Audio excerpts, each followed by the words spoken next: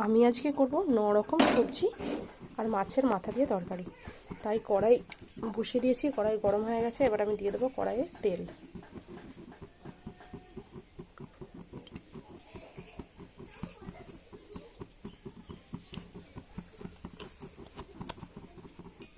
দেখো তেলটা ভালো মতন গরম হয়ে গেছে, ধুমো উঠছে। এবার আমি দিয়ে দেবো এর মধ্যে 5 ফোড়ন, 2টো শুকনো লঙ্কা আর একটা তেজপাতা। এটাকে অনেকে পাঁচমিশালি তরকারিও বলে, কিন্তু আমার তো আর 5টা সবজি নয়, আমি 9 রকম সবজি দিয়ে করব।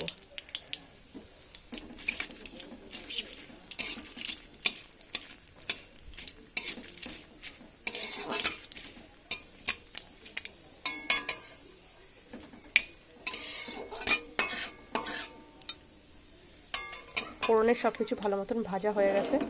এবার আমি দিয়ে দিচ্ছি সবজিগুলো। দিয়ে দিচ্ছি বটবটি, দিয়ে দিলাম পেঁপে, দিয়ে দিচ্ছি লাল আলু, এবার দিচ্ছি কাঁচকলা, বেগুন, টমেটো, কুমড়ো, শিম, মূলো। দেখো আমি কিন্তু কাঁচা লঙ্কাটা বাদ দিয়ে কিন্তু হিসাব করেছি। এবার সব সবজিগুলো একসাথে দিয়ে দেবো। এবারে একটু দেখালাম।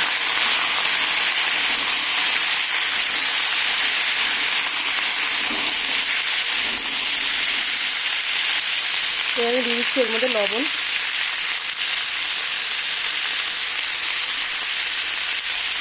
দিয়ে দিচ্ছি হলুদ,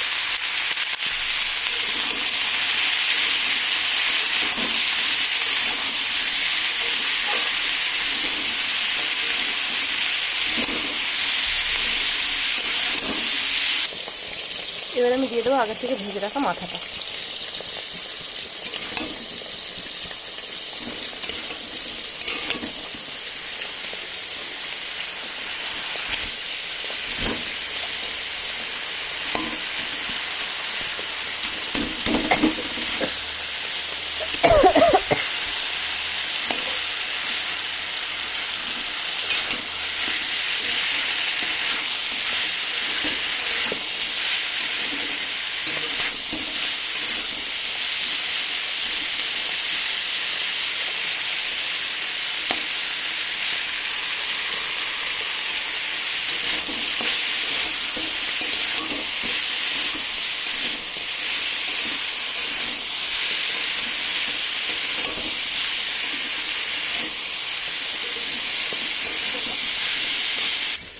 এবারে আমি দিয়ে দিচ্ছি এর মধ্যে কিছুটা আদা বাটা।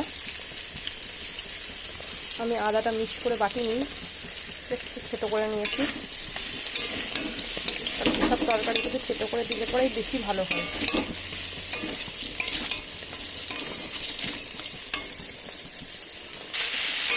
এবার কিছুক্ষণ ধরে ভালো করে আমি কষতে দেবো।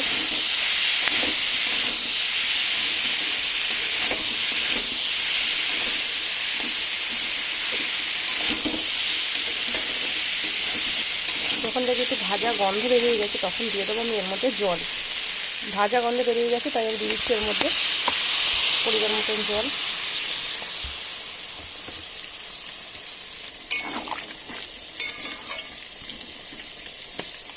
জল দিয়ে দিয়েছি। এবার আমি গ্যাসের জোরটা একটুখানি সামান্য কমিয়ে দিয়ে এবার ঢেকে দেবো। আমি এবার ঢেকে দিচ্ছি। এবার আমি ঢাকনাটা খুলবো। গ্যাসের জোরটা বাড়িয়ে দেবো।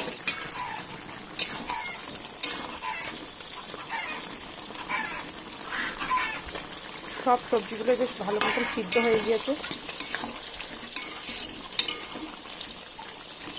মাছের মাথাটাও এবার সিদ্ধ হয়েছে।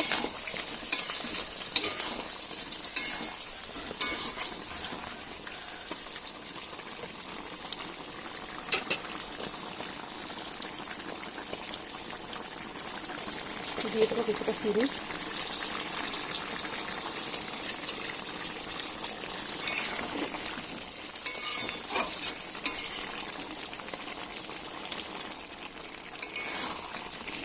আমার তরকারিটা প্রায় হয়ে এসছে, আর একটু শুকিয়ে এলে আমি নামিয়ে নেবো।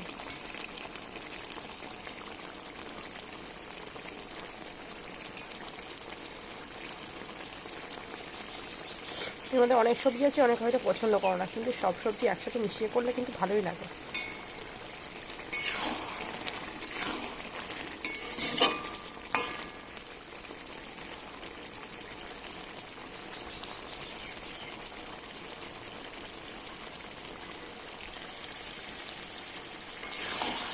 আমি এবার তরকারিটা নামিয়ে নেব। এই যে হয়ে গেছে আমার সব কিছু মিশিয়ে আসছে তরকারি। তো বন্ধুরা, আজকে ভিডিও আমি এখানেই শেষ করছি।